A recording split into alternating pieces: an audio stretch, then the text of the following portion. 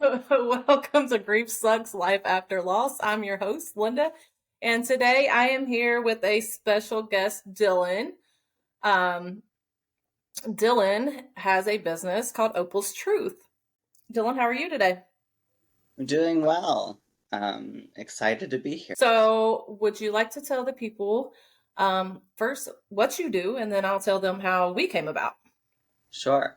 So, as Linda said, I own a business called Opal's Truth, and I'm a psychic medium here in Indianapolis, Indiana. So, there has only been two times in my life that I ever felt or was interested in seeking something other than daily or a higher power or whatever it is that we're going to call this. Because I was always the one that was like, I don't want to know shit. I don't want to talk to dead people. I don't want to do none of the things. So don't tell me my future. Don't tell me what will happen. I'm good. Just going to live my day. So there's only twice that has happened in my life, both times since KJ had passed away. Once we were in Florida, and it was, me and Christy and the kids. And it was a day that we didn't really have anything planned. And I woke up and I was like, shit, I feel like I'm supposed to go see somebody. I was like, okay, look, you better make this person jump out at me. Because if not, I ain't seeing shit. So I started looking for in our area that we was in. And there was a few people, but it wasn't anything that jumped out at me like, okay, this is it. Because again, skeptical, not really interested. A few weeks later, we had came home and I woke up with that same feeling. I'm like, what the fuck? I'm supposed to go see somebody. I don't know who the hell I'm supposed to see. I'm like, look, KJ, if I'm supposed to see somebody, then you better make this person stick out. Like, clear as day. So I get on Google and start searching for mediums in my area. And I'm scrolling and I'm like, nothing. And then I see you. And so the name Dylan Bell. Well, of course, our son's name is Dylan. And we had a haunted house for 5 years. And our main character was Dr. Bell. So if that didn't say, hey, this is it, I don't know what was. I didn't tell anybody about it. I kept my mouth shut. I was like, no, mm-mm, mm-mm. And I was like, still skeptical. So I was like, let me find him on Facebook. So I found you on Facebook and I liked your page and I followed you for a little bit. And I think I said something to Shannon and her and I were kind of like, I don't know. And I think I joined a couple of your lives. So I had been on the fence. I had been following you, but I was that person that I'm like, I don't really want to say shit. I don't want to friend him. I don't want to, what if I do all this shit and then I decide to have a reading and then he done found all my shit on Facebook. I was like, no. So one day I was still debating and I was in the kitchen with my Dylan and I was like, so here's the deal. And I was telling him the story and I was like, so here's his name. And he looked at me, he said, you better go on and book that. He's like, Mom, I'm pretty sure that's who you're supposed to talk to. So that's how that came about. I made my session with you. And it's funny how life works because not only do I feel like you were put there to help me in my time, but I honestly feel like we were meant to be in each other's life. Because most people, they would say, okay, we're booking medium. I'll sit with you for an hour and roll out, right? You never see that person, never talk to them again. But some way, somehow, for some reason, you and I clicked, which for me, I don't click with very many people. And then we became friends and, now get-togethers or just a check-in or whatever. So I feel like, and maybe that was the reason. Maybe that was the reason I was supposed to find you, not only to get my own relief, but to have that new person, that new friend in my life. So did my reading. I'm pretty emotionless. I just listen. I don't know if I was supposed to ask questions. I just went with it. But you did tell me things that other people, there's no way that other people would have known. You couldn't find on Facebook, anything like that. So after that, I'm like, okay, this shit's true. I get it. Do I think all people that say they're mediums are true? No, still don't. I think you are. I think you're the real deal. um, so, like I said, after that, we just kind of clicked and became friends, and we did some group things together, and I watched a lot of people get some information that other people in the room didn't know, and it's just been a great friendship since then. Yeah, so sorry, I am making notes as you're talking because I already know that the way my brain works, it will go every which direction if I don't. So, um, I love to hear that you are skeptical. I always tell people, even in this industry, I'm also skeptic. If someone walks up to me and says, "Oh, I'm a medium also," I'm always like, okay, I'm okay, we'll see. Like, I don't mean it to be rude or anything, but there's so many people out there, and it's easier to say that that's who you are than actually like be that in that Yeah. sense. Plus, I used to go to these metaphysic expos and I'd meet people and they would claim to be, and it's just like I never really, I guess, resonated. So not to speak poorly of them, but just to encourage that thought process of yes, always be a healthy skeptic whenever it comes to these things. Whenever you had your reading with me and we first met, I do remember that you were very quiet. Like it wasn't even like wanting to. I wasn't going to tell you shit. Like you didn't want to say yes or no. You just like very just like in the zone. Like I'm like, you look, were. you tell me. I was just like, okay, cool, we'll see. Which I love that. It doesn't bother me at all. Typically, whenever I read, my job is just to tell you what I sense, see, feel, and hear, whether it makes sense to me or not. And then as long as it makes sense to the person on the other end, then A-okay, we're good. But I don't remember everything or really anything that was said whenever we started your session, but I do remember telling that you were very nervous and you were very quiet. Like I remember after I hung up from our call and just kind of was like wrapped it up, I was like, I don't know how that went at all because she so much.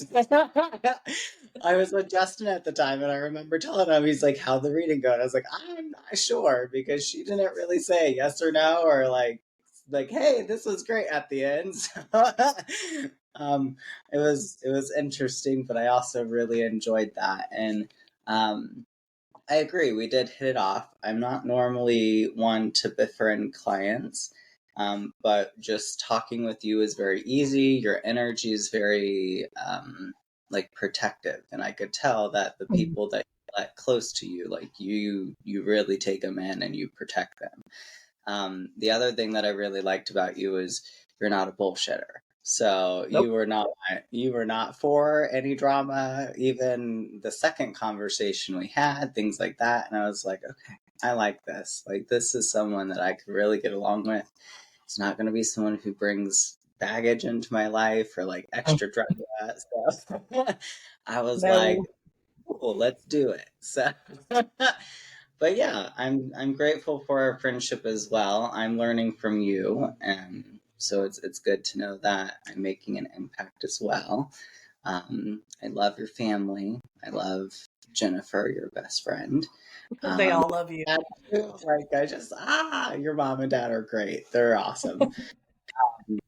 And I like the fact that you have a son named Dylan also, and he spells it the same way I do, which in my opinion is the correct way. Right? I know there's so many people that will write something and they're like Dillion or On. I'm like, nope. No, that's Wrong not one. it. Yeah, so I remember whenever you reached out about interested in doing the multiple gallery readings, I thought that was really cool, and you actually helped me so much than what you realize with that, because I was still very much on the fence with gallery readings and like getting comfortable doing it in front of people. But like I said, with you, you just have this energy where you're just like, there's not going to be any bullshit. Like, we're like, I knew you had my back, and we barely knew Oh, each other. I was just like, I feel good about this, so let's do it. and I wanted to do the gallery reads because a lot of people that I know are also skeptical. And a lot of people may be interested, but they would never sit down and do a one-on-one first. They're more Mhm. like, let me grab a friend, let's go see what this shit's about, and then go from there. My concern with that was the people that I did know, because we did have a handful of them that I didn't know sign up. Um, my concern was the ones that I did know, are they going to think that I told you something, or you know what I'm saying? Like I was genuinely worried about that.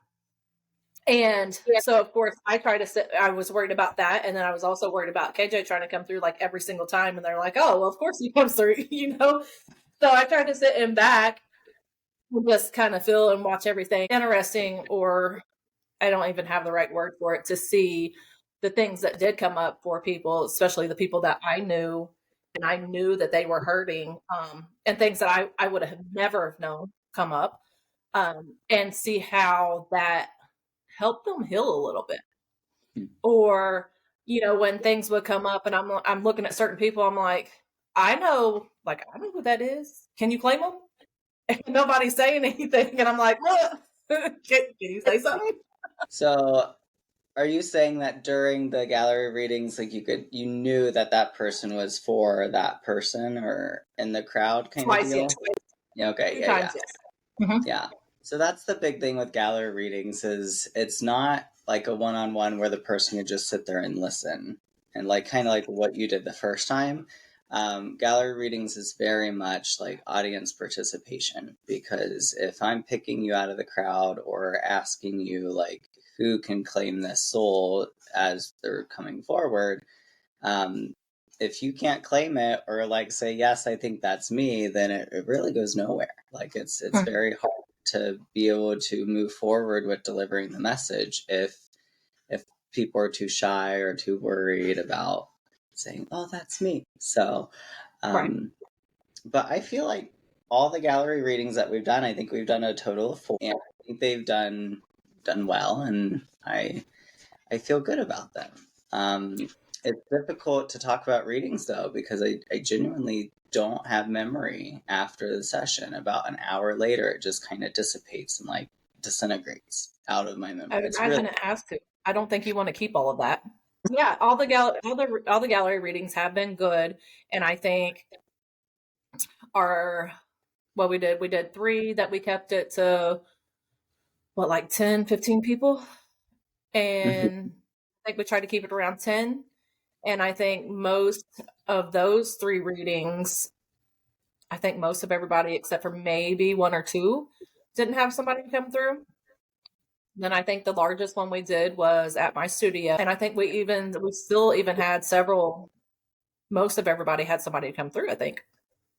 So that's exciting to see. I had something I was going to ask you, and I don't know what I was going to say my brain does it too. It's all already. but no, they're really great. I it's so weird because I still going into gallery readings have moments of like nervousness of like, oh shit, I'm really about to get up in front of 10, 15, 20 people and do this. Like, is it going to work out? But that's where I just have to remember, like, I have to trust fall into spirit, and I have to get out of my own ego, get out of my own way, and just let the information come forward. I'm simply just the vessel or the messenger in that sense. Well, and I think a lot of people are so skeptical too that I can't imagine what you're thinking, of how they're going to receive what you're saying. I'm sure you've had shitty people that just think you're bullshit all the way around. I mean, there's just those people that don't believe in, and I get it. I mean, I didn't believe in it, but I truly think that you have to find the right person as well. There's only so two things with that. I'm not too concerned with people's stance on whether they think I'm legit or not. That's not really a reflection of me. I don't think. I think that's more them and their own beliefs. So I always just say, like, I don't care if you're skeptical or not. I'm just here to do my job and then move about my day. I don't want to toot my own horn or sound like I'm bragging, but that does seem to be the track record that I have, though. Is where a lot of skeptics come, or like I'll find out that they're skeptic, or the person that schedules it for them will be like, they're a little skeptic or whatever. And I'm like, okay, I don't care, because that's not, I'm just going to fall into the spirit and start channeling. So it's going to happen regardless. But yeah, there was only one person that really I still remember. I was at a house gallery reading, and I remember it was her son that came through. I don't remember any information that came through. I remember she just like went off on me. Like in the middle of it, went off on me, and we ended the whole thing. It was not necessarily a paid thing. It was more of, well, I did get paid, but it wasn't like, it was before your gallery readings. This was probably 2 years before. It's one of the reasons why I stopped doing gallery readings or was so hesitant. But I think what it was, speaking of grief, and the podcast Grief Sucks, I think it was just her still in the throes of grief with her son, that she just didn't, I guess, want to accept what was coming through or being said, even with the validations that were on point. Because even after she left, like, she had family members that were there, and they all said, we don't know what the fuck that was about, but like, we pinpointed everything that you were saying. And like, they were trying to make me feel okay, and I was a lot younger, so I was just like, I was shaking up, and I was just like, I'm gonna step outside real quick. But no, but I appreciate that experience so much, and that person, whether that was their intention or not. It literally just made me a better medium, and I learned from the experience. It's all good. Like, it just made my skin thicker. No, for sure. I mean, you have to be prepared for a variety of different responses. Yeah. Especially when it's linked to grief, because grief is a big, big monster. Mm-hmm. Yeah, and some people feel relief when they hear information like that, and other people just get pissed off and they can't handle it. Yeah, very, very true. Okay, so I have a question for you. I'm very Okay. hesitant to ask questions because I don't want to sound like we're like, I'm tooting anything or tooting my own horn. But has there been anything from your reading or any time that KJ's come through that you didn't understand at the time, but then it took a few days or a week or something for it to come full circle for you, that you were like, oh, yeah, got it? Not that I can pinpoint at the moment. Sure. Yeah, so I was just wondering, because sometimes that's people's experience when they get readings, is sometimes something will come through, and I always tell them, like, just keep an open mind, open heart. We'll see if it comes through, or you can ask a family member, da da da da da. And 9 times out of 10, they follow up with me, and they're like, yep, came through, it makes sense, it just happened the other day. So I was curious if that was ever your experience with your reading, or any time that he's come through. But what I do love about being able to be your friend after the experience and meeting you is whenever he pops in randomly. Like, sometimes I'll just be going about my day and you'll pop into my head, and I'm just like, oh, okay, wonder how she's doing. And then it's like there's a message attached, and I'm like, oh, okay, I guess I'm getting owl letters from. Very strong individual. He's very adamant. I think it's interesting because I've never had quite a connection like that. I don't think with a friend where I'm able to just pick up the phone and be like, hey, I don't know if this is going to make sense to you right now, but just. It's really fun. So I don't mind it. And it also, go ahead. Go ahead.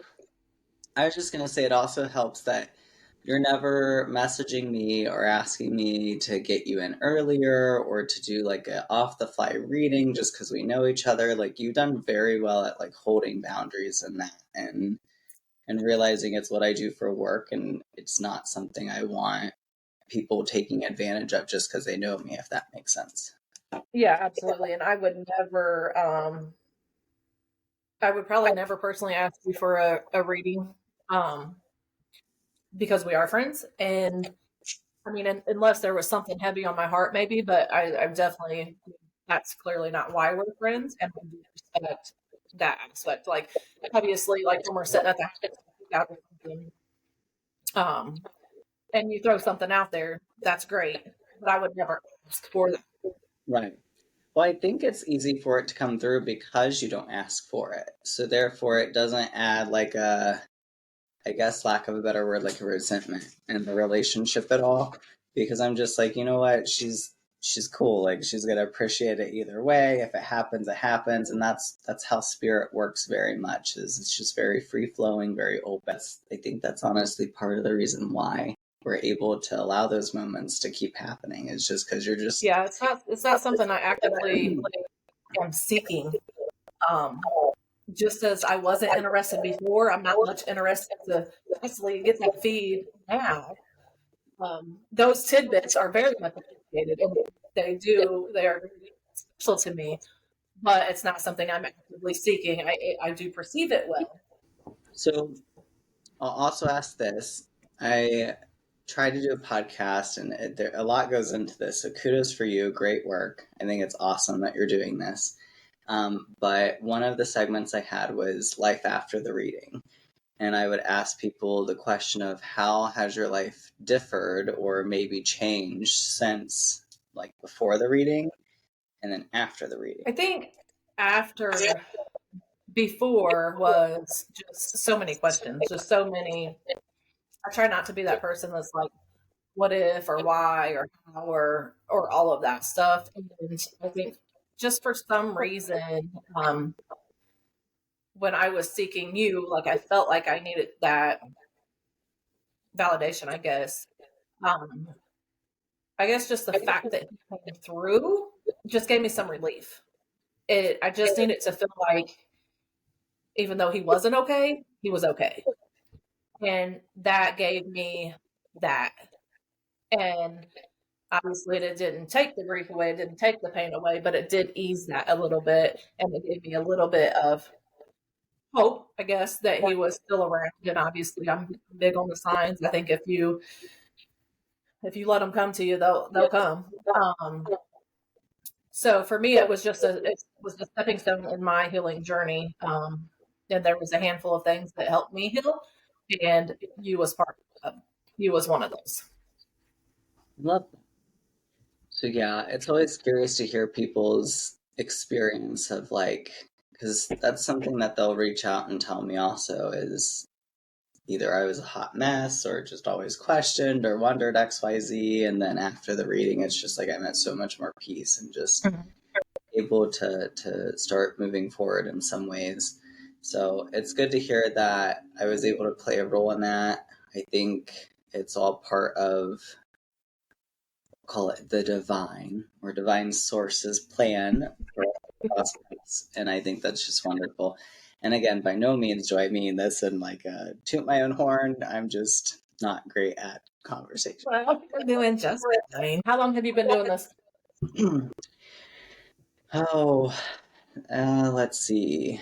I'm 31. I knew you was a baby. Yeah.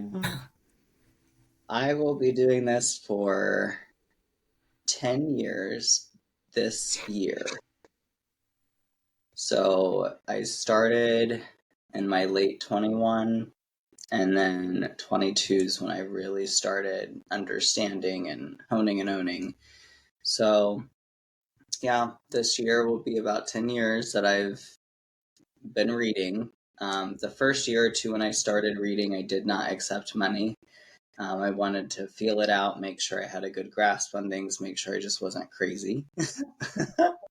And then once I built that credibility, I then started charging, and it just kind of went up every few years from there. But yeah, about 10 years. And is there maybe a time recommendation of when someone passes to about a length of time people should wait before they seek medium?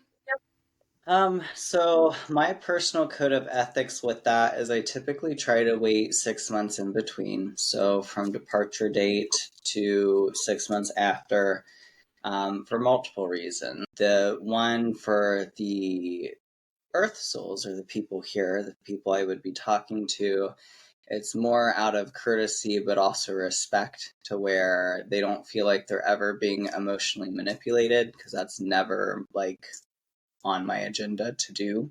And then also um, to just make sure that they allow it to kind of like settle in a bit. And then by the time we get to the reading, hopefully they're in a good spot, or a better spot to be able to hear what comes through. I want to see. So then also, whenever it comes to like the soul that departed, that's now in spirit, crosses the veil there. Um, we go through life review, or at least that's my personal belief and what I've understood from meditations in spirit. So what life review is after we pass away, we relive our lives through other people's eyes that we've come in contact with, whether it's a son, a relationship, a daughter, could be family, could be mom, dad, could be the random person at the grocery store that you saw only once. But you relive how that encounter went, how you made them feel, how you made them think, things like that, what energy you brought to the table there. This is also where I believe that people create their own heaven or hell. I don't necessarily believe hell is a physical place like the Christian church or the Bible talks about. I think that's more of just a fear factor thing that they use for control, if I talk frankly and candidly about that. But like if you're an asshole all the time, you're not going to have a good time when you're in life review, because you're basically going to be an asshole to yourself multiple times, and your soul's going to have to take accountability for that and learn and grow through it. But that's the whole point of life review, is so the soul can learn and grow. And that 6 month period here on earth, even though there is no real time in spirit, like that's just man-made for us here, it just typically makes the reading go better. With that said, also, I guess a third component to this is any mediumship reading is like a three-way phone call. So there's the sitter, which and we'll use you as an example, would be you, because you're the one that's getting read. And then you have the people in spirit, and then you have the medium, the bridge between. That's why we're called mediums, because we're like a bridge, a gap. So if that person, let's say you had someone pass away and you're seeking me out a week later, you're still going to be very emotionally distraught and processing. And that's going to play a role into your reading. I used to have to tell people, this was a few years ago, that I would just tell people, like, don't heavily drink the night before your reading, because alcohol can zap your energy, your aura a bit, and we need that to be pretty strong for a good reading. And also just make sure you get plenty of sleep the night before as well. I mean, those aren't necessarily things that are strictly required. However, it's just, if you want a good reading, make sure you're taking care of yourself and your energy is where it should be. Because again, it's a three-way phone call. It's not just me bridging the gap. It's your energy is also a part of that. So That's an interesting way of explaining it. So furthermore with that is, whenever I do a reading, I think this is, again, I don't like talking about myself. It makes me uncomfortable. But it's, I think what sets me apart from other readers is, especially when you first begin, a lot of people are always talking about, oh, I want to connect to the third eye and the crown chakra, because that's like the most spiritual chakras. And when they get aura pictures done, they want those blues and purples and the whites. And I'm just like, okay, cool. Yeah, cool. But really, what sets me apart is when I approach a reading, yes, I'm utilizing my chakra system and my energy to tap into my clairs and my sixth sense and things, which would be an indication of the third eye and the crown. But really, where I lead every reading is the heart chakra. I believe it's a heart-to-heart connection. I think that's where you're able to really pull out more of the detail, but also be able to access the higher states of consciousness is through the heart frequency. So I don't know. Yeah. I think that's what just sets me apart is I'm never really looking to connect mind to mind. It's a heart thing. So, do you have a favorite medium I or do. someone I guess you So, look up in yeah, Korea? I fangirl over Teresa Caputo, the Long Island medium. Okay. I know a lot of people question about her. I've seen her live twice. I absolutely love her. I've met her once at a book signing. I have a nice, interesting story about that. I can tell if you want. But she's just very genuine. I've met another medium that's similar to her, comes from like the same region on the map, if you will.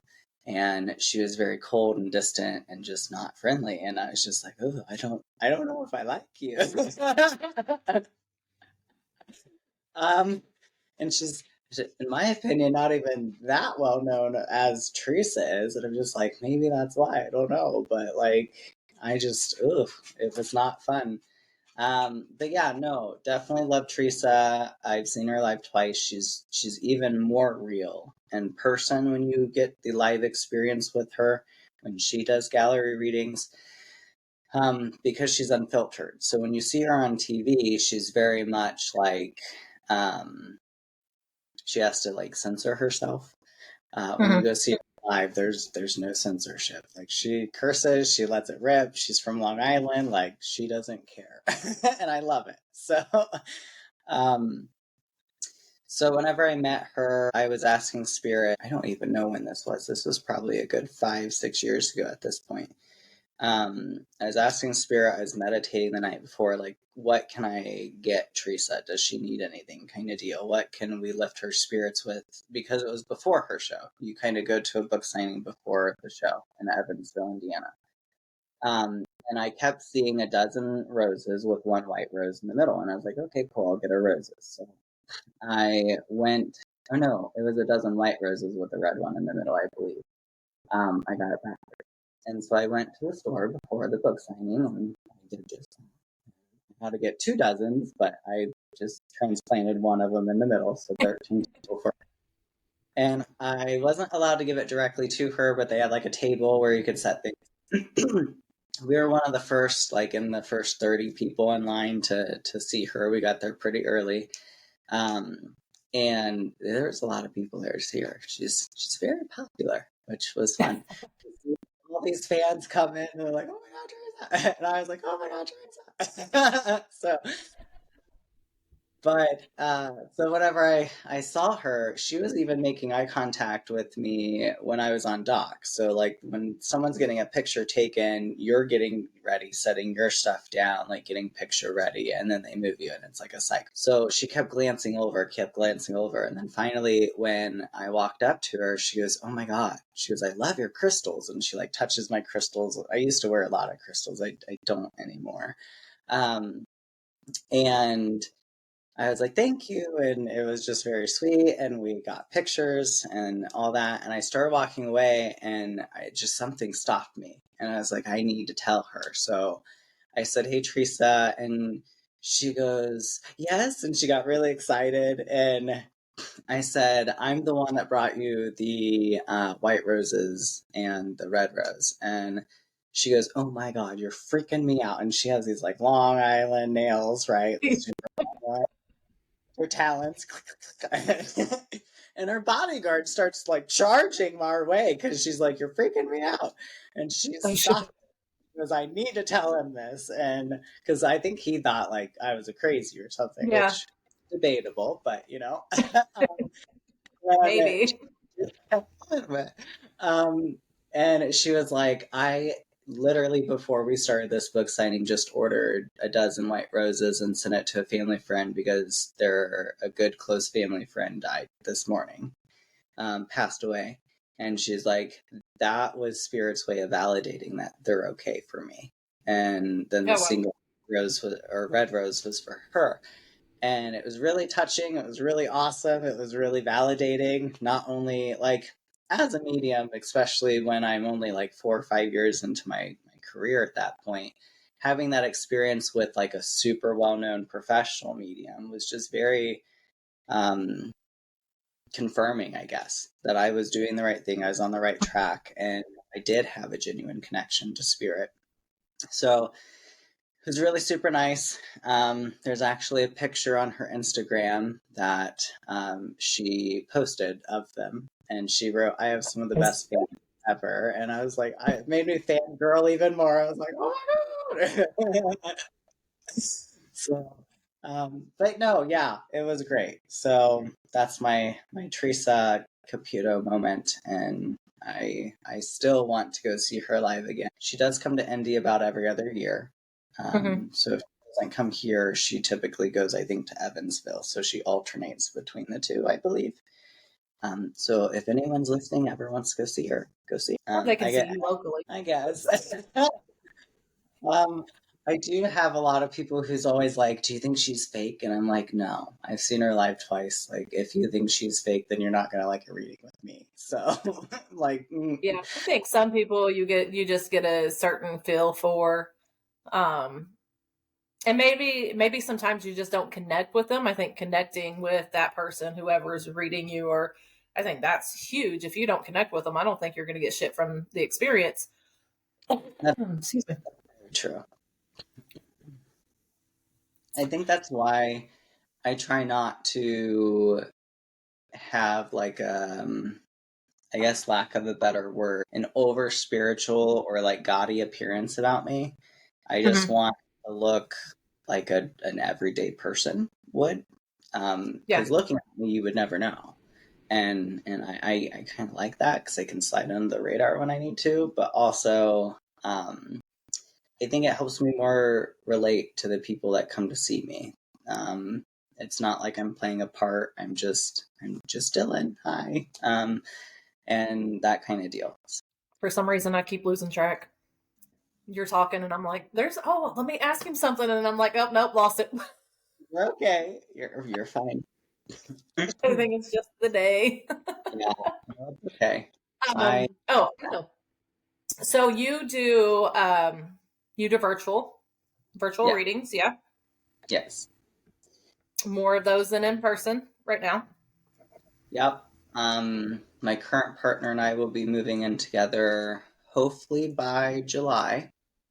Sir, I did not know that. Oh yeah, surprise. We've already exchanged house keys, so we have each other's house key. It will be a year in April. Anyway, the reason why I'm sharing this is because once I'm settled there and moved, I will be opening the in-person readings again. Okay. So there's been a delay. The house that I bought, the basement, obviously, just no bueno. And then also, it's like I'm single and I live alone, and having strangers come in and out of my house and know where I live is just, it makes me not feel so super great about it. So I want to wait until I at least live with another person and we have proper security and things like that set in place before I open back up to that. But it's coming, it will happen, and I'm excited for it and I'm ready for it. But speaking of virtual readings, a question I get often is, does it work? Is it the same? And I always tell people it's exactly if we were sitting face to face together in the same room. I know it's more special. Mine was virtual. That's how we met. And sorry, sitting in our virtual and then sitting in a gallery read and watching. I mean, there's no difference. Some people I think are just more comfortable sitting face to face, but I think it's way more convenient to meet like this. And then no matter, everybody who's listening today, no matter where they live, can reach out and you're able to do a read with them because we have this wonderful world of technology now. Yeah. So the reason why I believe in that is, or like that it's the same, is just because it's everything is energy. So I don't think distance really plays a factor into whether you're in person or I do understand that people are more comfortable maybe face to face, or it's more of an experience for them, and that's great. But it is very convenient to just not have to leave your house and just be able to like get cozy and have a Right. blanket or a cup of coffee or whatever else and be ready. But I appreciate that. That's good feedback. So, would you tell people how they can find you? Yeah, so you guys can find me through my website, opalstruth.com. If you Google Opal's Truth, I should pop up pretty quickly. Um, right now, currently, I don't know when you're planning on releasing this episode, but I am booking into March already. I typically book out about 30 days out. Nice. There's periods of time where you can get a reading within like 2 weeks, but my calendar typically gets booked about 30 days out consistently. So just a heads up on that. Sometimes it can be 2 months. It just really depends on the season and how things are going. That's exciting. I'm glad you're busy and people are finding you and you get to do what you love. I assume you Yeah, love it. I mean, I don't know that I would love talking to dead people all the time. I do love it. It's always interesting because sometimes when I do meditations, like I'll pick up on someone's past loved one that's visiting me early. And I'm pretty sure that happened with KJ, actually. I'm pretty sure he came and talked to me before you and I had our session You because, said that. yeah, sometimes that happens where they're just like, hey, I'm here for an appointment. I'm just going to wait in your house with you. And I'm like, okay, And cool. that would have so been him. Like that so makes sense. Yeah. So I love it. I love what I do. I love the impact that it makes. Although if I'm transparent, sometimes I lose sight of that because at the end of the day, I really do feel like I'm just Dylan. Like I'm just here. Yeah. I'm a everyday person like you are. Um, so, but yeah, no, it's fun. It's good enjoyment. What I love about it is it's always growing. There's always new information that's coming in. There's always new signs and symbols to learn. It's like it's never going to be a job I think that gets boring. You know how you could like go to an office job and it's the same routine every week or every day. No, everybody's so different. It's not that. So, um, and I love that aspect. There's always growth. There's always things I can learn and dive deeper into, and I love that. Awesome. Is there anything you would like to end with or tell anybody or I don't think so, other than just gratitude for you and then also the Opal's Truth community. So I guess I'll put in a plug for that on Facebook. If you guys search Opal and then apostrophe S space truth, you'll see Opal's Truth come up, and it has the dragonfly logo, and that will come through, and you can follow the community. And that's a way that you can stay engaged with me. I make posts. You can reach out and message me if you have questions. Typically, most of the scheduling goes through the website, so please don't message me and ask me to schedule you because I'll say go to the website and schedule. It just makes things a lot. I'll link your website and Facebook page as well in the description. Ah, perfect. No, that will work. So I really like to go into readings and make them as cool as possible. And I know that can come off the wrong way when someone doesn't know me, but it's really to benefit them to where once they have the reading done, like they know, like we didn't have previous conversation. I didn't find them on Facebook. Kind of the same worries you had of like, Mhm. is he to my Facebook and just stalk me and tell me everything that's there? And like that's something even when I first started, I was like, I for sure don't want to be that guy that like stalks people's Facebook just to get information. Like I want it to be as cold as possible. But So that's a real concern. Like as from somebody who's like in that space, you're like, I don't want to tell them nothing. I don't want them to know shit about me. I don't, you're like guarded so much that you're like, I'm not giving them any lead. I mean, I feel like if I was in that person's shoes, I would be thinking the same thing. Like, Mhm. I don't want to give you a real name, because sometimes I think it's so funny. Sometimes when people book, they'll book it under an alias. It'll just be like a really off name or a really weird name, and you're like, oh, okay, that's great. Like, I don't care, but and then I'll show up to the appointment virtually, and it'll be a completely different name, and I'm like, wait, are you so and so? And they're like, yeah, I just did that because I didn't want you to like research me. And I was like, yeah, You okay, were not like looking me never up. would have happened. Right. And I love it though. It's really fun dealing with people's personalities and being able to deliver messages from spirit. But yeah, thank you for having me. I guess we'll wrap it up, and I think this was a good first take, I guess, or episode, I guess. I don't know. I appreciate you coming on and hanging out and chatting about what you do. I think that if people allow it, I think it is very beneficial in the grieving process. It's not for everybody, but I think some people it does help tremendously.